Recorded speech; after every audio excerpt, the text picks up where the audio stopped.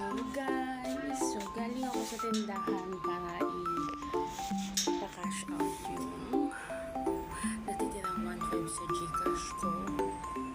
And yun, kinuha yung number. So isasend ko na kasi wala akong data. Dito ko siya isasend. So guys, help me out. Ano ang mararating? Or saan makakarating 150? Bibili ako ng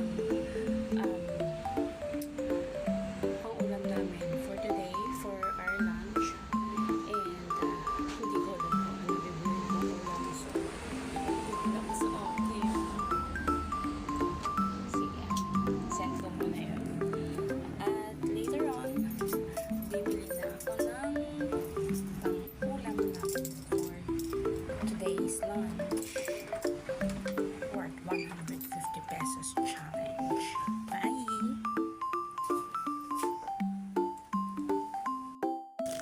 So, ang inabot ng ating 150 pesos. Nakabili tayo na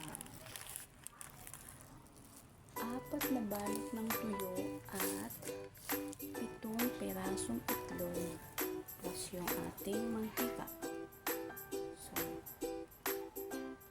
isok dito tayo 7 or 8 pesos.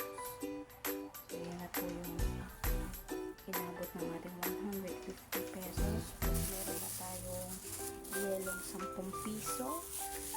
Okay. Bigla na cook na.